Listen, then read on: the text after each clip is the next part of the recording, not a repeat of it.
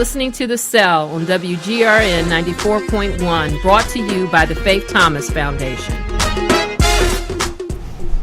I want to thank our listeners for tuning into The Cell. This is Felice with the Faith Thomas Foundation, and I like to start out by saying hello to my producer, Katie. She's waving hello. Remember I told you that Katie is all quiet and everything. I also like to say hello, actually, to my co-host, Ernest. Hello. Good evening, everyone. Thank you for coming to the program. Yeah. We have with us some guests today. We're going to be talking to JoAnna Floyd. She is the president of S.C.R.E.A.M. Mm-hmm. And JoAnna actually is an individual who does live with sickle cell disease. Mm-hmm. She also has with her mother, whom I happen to call Mama Floyd. So with that being said, I'd like to say hello to Mama Floyd first. And hello to you and everyone else that's listening. Yay! And then we have Miss JoAnna here. Hello, hi Miss Felice. Thank you for inviting me. Oh, no problem. You were on my list definitely to be inviting someone to speak. Thank you. Especially as an individual living, with the disease. And JoAnna and I have known each other probably about for the past 3 to 4 years. Yes, ma'am. And because the sickle cell world is really kind of a small world. Yes. And before I actually start to, we start talking to JoAnna, I want to ask Mama Floyd a couple little questions here. Sure. Because as a mother myself that had a daughter, Faith, and nurturing her, and of course Faith, died at the age of 11, I didn't find out till she was 16 months that she actually had sickle cell disease. Mm-hmm. So as a mother, when did you find out, that JoAnna did have sickle cell disease? Actually, JoAnna was 2 years old. She was in the hospital, and she kept complaining about her leg hurting, and they did all sorts of tests and whatever. And then later on, days went by, and I called the hospital and said, well, what's going on with the test results? And they said, oh, she has sickle cell disease. And what happened is my husband, before we got married, he didn't know at that time about the sickle cell, tests. Yes, the trait even. He was from West Virginia and from a large family, mm-hmm. and they were not familiar with that. And so when I married him, he was about to get some blood tests taken because he was in the service, and he said, everything is clear. Mm-hmm. I assumed they checked for sickle cell trait, and they did not, and he had the trait. So when we got married, I didn't find out that he had the trait until after we found out she had the sickle cell disease. So is it that you also, as the other parent, have what hemoglobin do you have, or what trait do you have? I have the sickle cell trait as well, and I had a sister who actually had the sickle cell disease. Mm-hmm. Okay. Yes. So, kind of like what happened to your husband is what happened to me and my husband. As that he, it wasn't communicated down to him that he happened to have the trait. And I didn't know that, as far as I was concerned, I didn't have it, but I happened to have the hemoglobin C trait. Okay. And so with that being said, Faith ended up getting past both the S trait and the C trait. Mm-hmm. And that's how she ended up with the disease. Mm-hmm. And the same thing with JoAnna, so that with you two, she received both of the trait. How many of your children has the disease or the trait?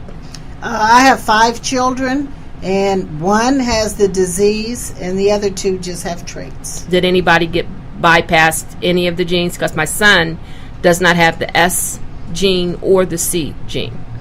To my understanding, the 2 that have the sickle cell trait, they're not affected at all. Okay. Mm-hmm. Okay. Mm-hmm. All right, Miss Floyd. Yes, ma'am. Hey, I was talking to you. I didn't say Mama Floyd. I said Miss Floyd. Yes, ma'am. Okay. Tell us about S.C.R.E.A.M. How you got started with that? Well, it was in 2011. First of all, I'm JoAnna Floyd, and I'm 33 years old, and I was diagnosed, like she said, at 2 years old, and I have sickle cell SC. And in 2011, what happened is I was in the hospital myself, and at OSU, there was different policies back then because things have changed. You could visit each other in your rooms, people that you knew. So a lot of people would come to my room and, I'd pray with them, or they ask me for advice, or we just talk and things like that. And I call my mom, like, Mom, why everybody coming to my room? I'm sick too. I'm sick too. What does this mean? And she was like, pray about it, baby. So I prayed about it. She prayed about it. And I said, Ma, I feel like I have to do something, because the community seems to not be heard. And that's where S.C.R.E.A.M comes from. When we think of S.C.R.E.A.M, we think a bad connotation of, screaming or screaming out in pain. And yes, that's a part of it, but another thing is we're screaming to be heard, the sickle cell community. And that's what I feel like I'm trying to do. We're a nonprofit organization that try to educate people and try to uplift those that are dealing with the disease, because it's very mentally draining.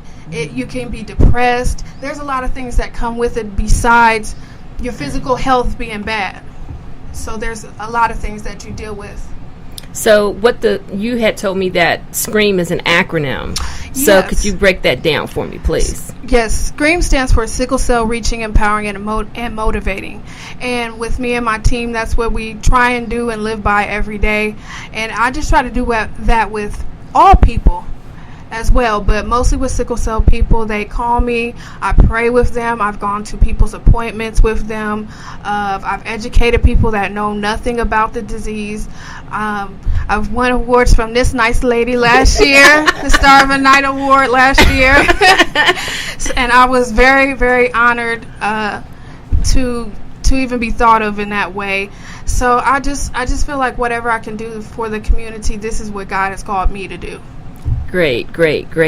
Yeah, last year at the Red Diamond Gala, each year we got to kind of think about individuals throughout the community that have done something that has really, made an impact, on sickle cell. So even though I'm not saying anything, I'm observing. Yes, ma'am. And so with that, you have done a lot of work with S.C.R.E.A.M. I've participated and been in a couple of your events that you've had, because she also did advocacy work at the church that they were at. And so I would try to go and listen and see what she was doing. And I was liking, what I saw. Yes, ma'am. Because even with her, Faith would have been about 27. And so when I look at JoAnna, I kind of look at her sort of like how I would look at my daughter, and it's like what she would be like if she was living right now. And I would hope that she, would be very, doing what you're doing, and things like that. But so since I've met JoAnna, that was one of the things that I automatically felt, when I first saw her. But her work, from observing her over those years, I felt that she deserved the Star of the Night Award, for last year. And I really appreciate it. And I feel like a lot of the advocates for people with sickle cell needs to be heard as well. It's hard on you guys, too. I couldn't imagine watching my child, be in a hospital time after time in pain, and you can't do anything about it. You guys are the heroes as well. Yeah. And I appreciate you. Yeah, mothers are something special. Yes, ma'am. Yes, ma'am. Yeah. I kind of want to go back in your history a little bit, if you don't mind sharing some personal stuff. Yes, ma'am. With us and things like that. When you were in school, how did the other kids treat you when you got sick? Well, to be honest, I didn't get sick that often until I hit puberty around 9th, 10th grade.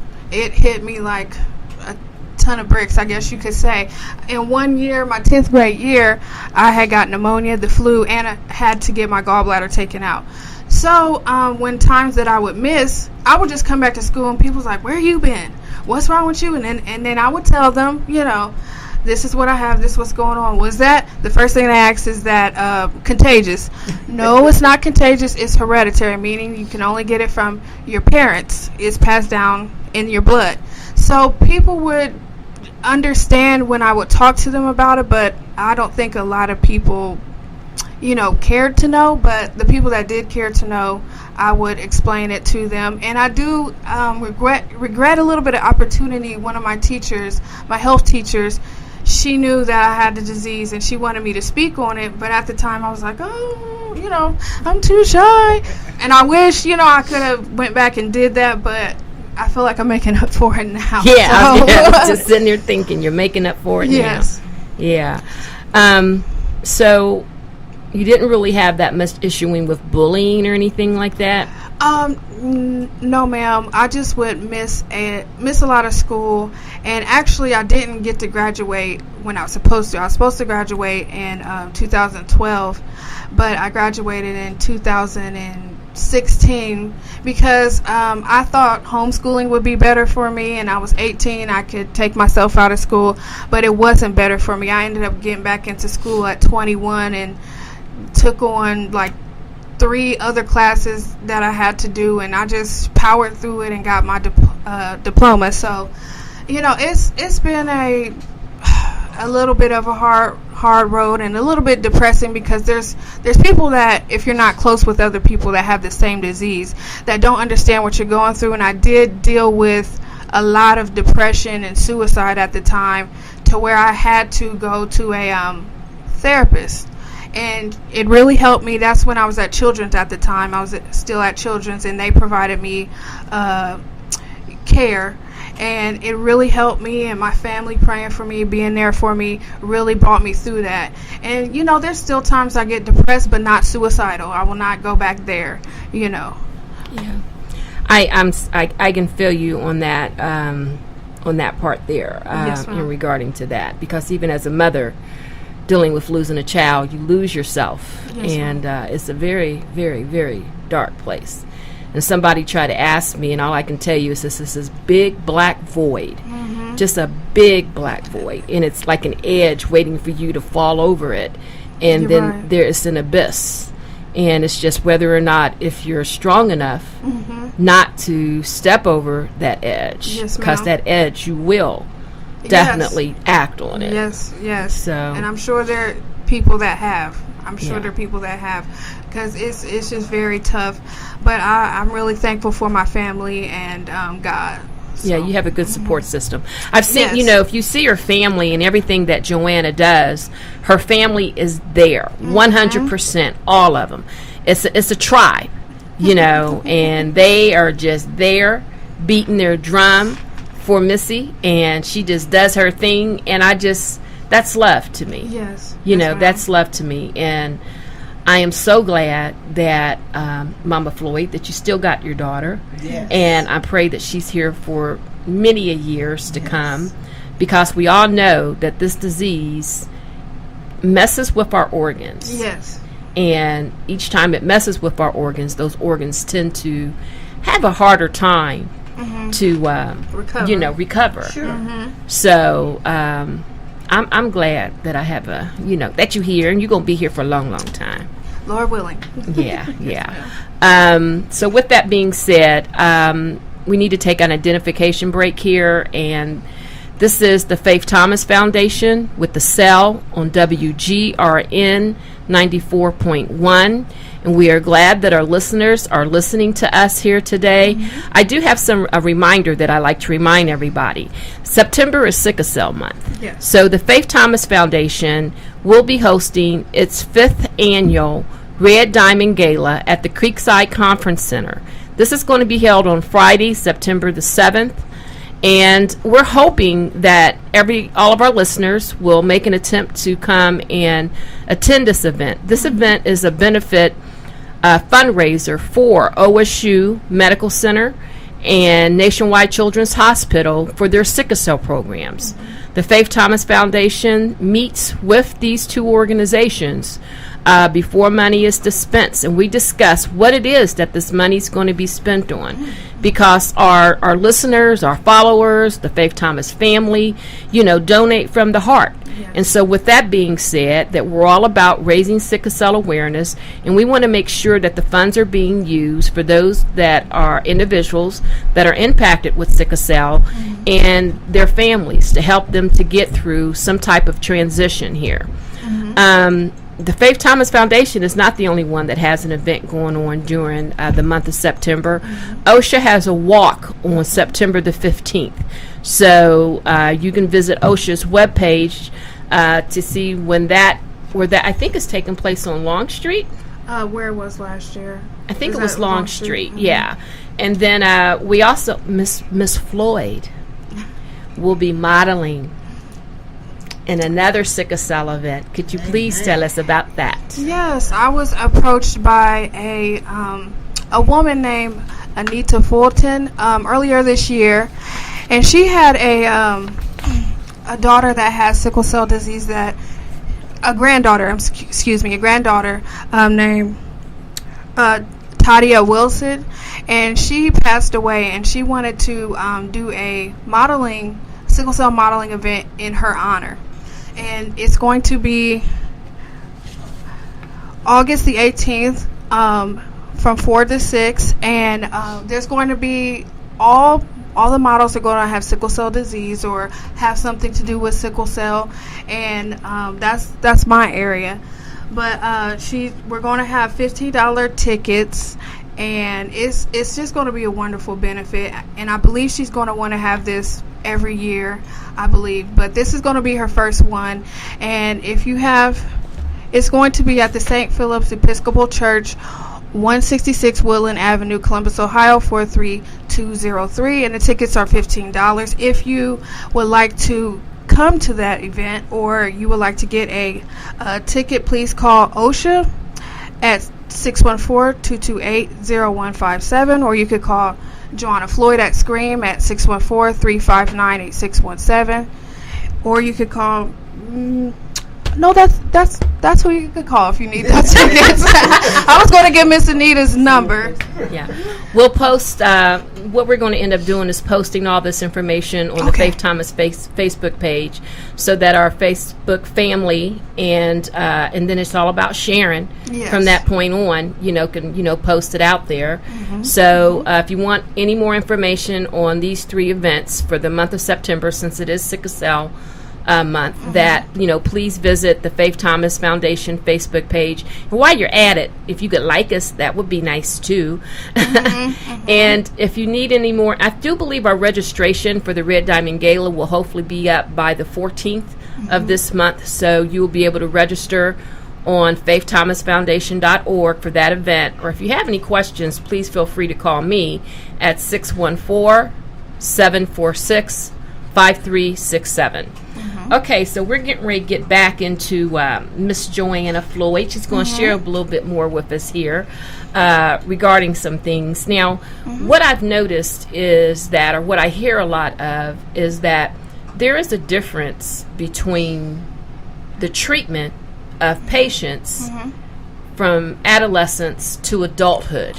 Oh, I seen your face light up to say, oh, yeah. Yes, there is. So can you tell us what some of your experiences as from, you spend so many years at Children's Hospital, and then all of a sudden you have to go to an adult hospital. Correct. What is that transition like?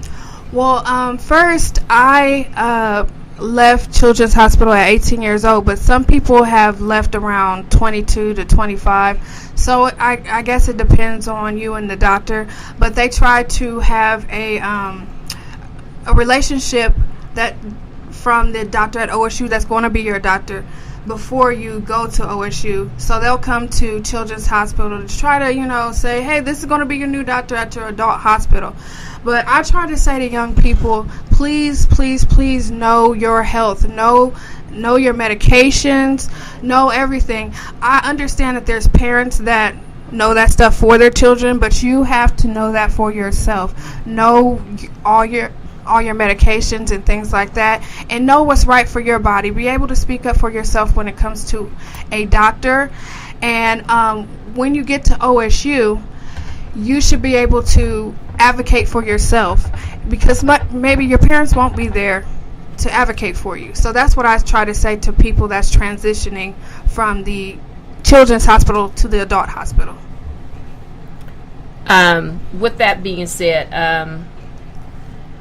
isn't there some type of toolkit or some type of, I know on CDC, I think they have some type of toolkit or a packet that you can download to help keep track of your medications and things like that.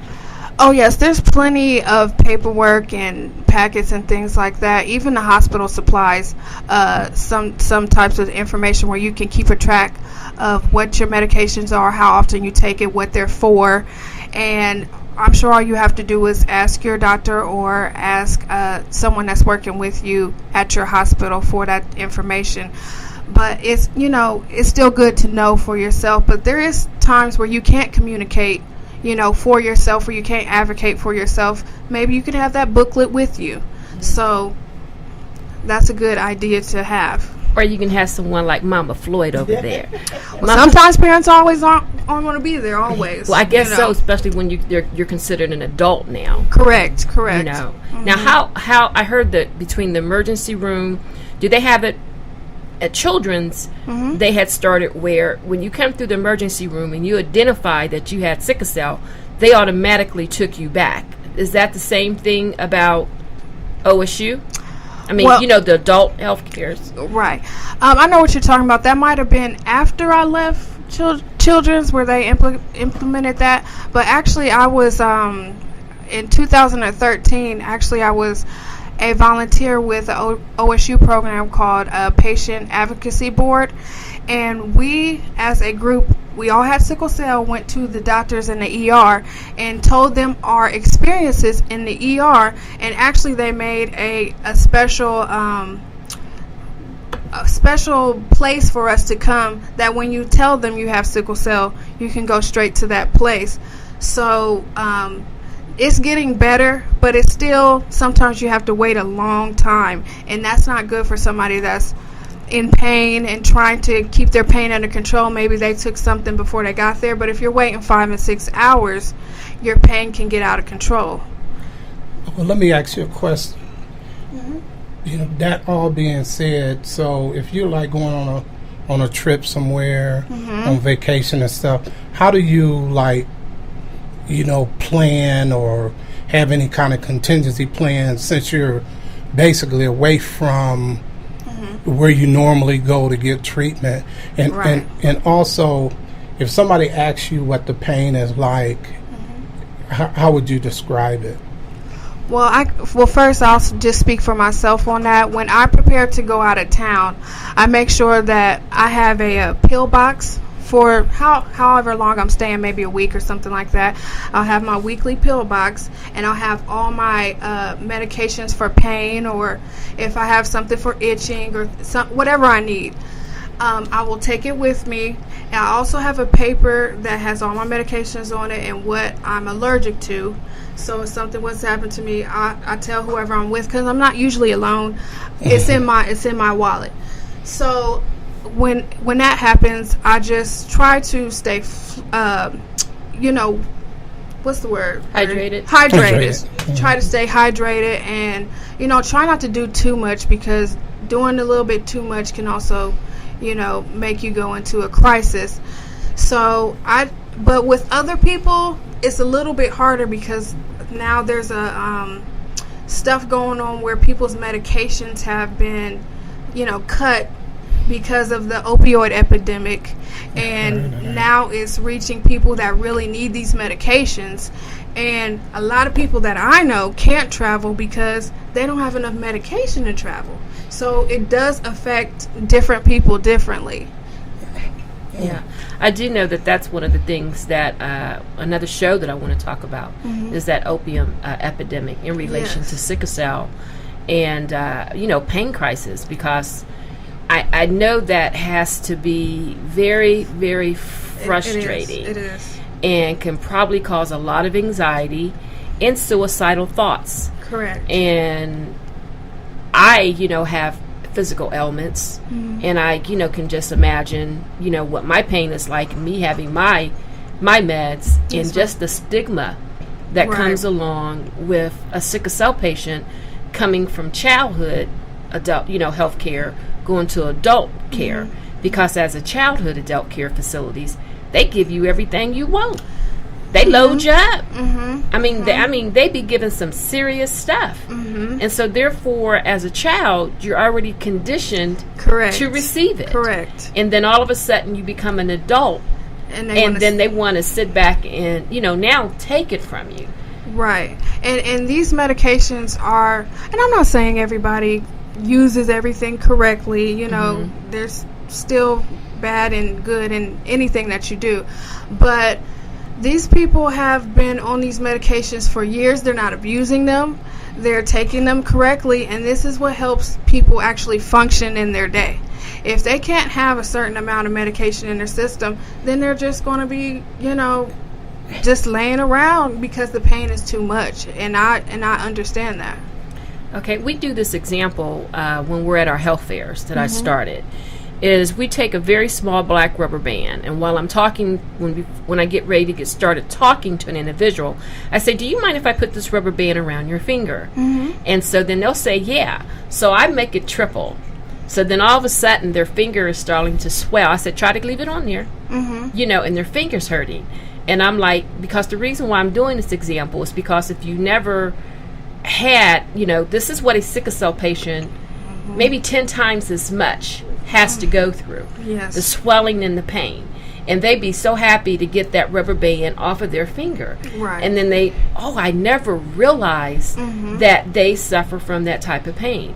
And I said, I'm just trying to give you a feel of what it is that they're going through, so that when you think about a sickle cell patient and they're saying, oh, I'm in pain, I'm this, you have an idea of the level of pain that they might be going through. That's a good idea.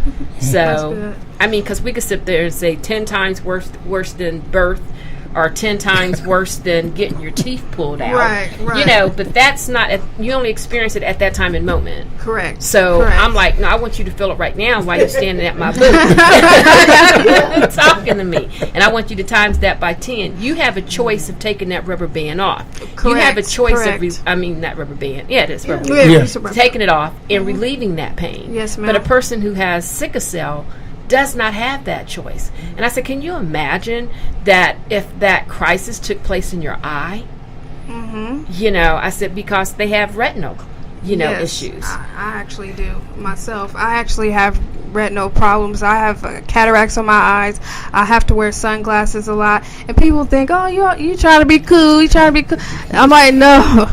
My vision, I have blood vessels in the back of my eyes that have bursted because of a crisis, and then they'll heal. So they're scarred up.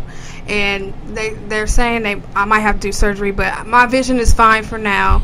But I know people that are blind because of it. Yeah. People my age. Yeah. Wow. I'm sitting. I have so many more questions, and I definitely have a couple of more for Mama.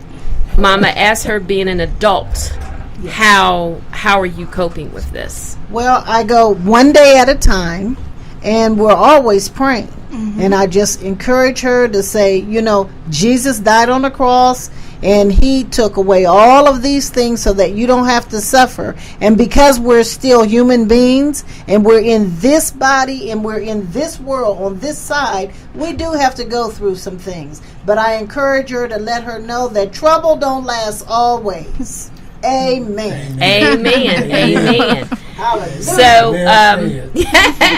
So JoAnna, I want to thank you for being here with us today. Thank you so much. And she will be back because, like I said, she is going to be part of the co-host for Inside the Cell. And who knows, she might decide to come up here and do a little co-hosting with me on the cell. I would love it. So just to remind everybody, Faith Thomas Foundation, Red Diamond Gala, September the 7th. 2018. It's on a Friday, so be prepared. With that being said, thank you, Katie. Thank you. Thank you, ladies. Thank you, Ernie.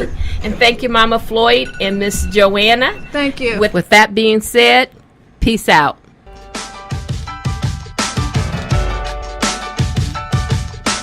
Well, that's the end of today's show. I want to thank you for listening to The Cell on WGRN 94.1. You can find us on Facebook or at faiththomasfoundation.org for more information on our upcoming events. Join us every Wednesday night at 7:30 p.m. here on WGRN.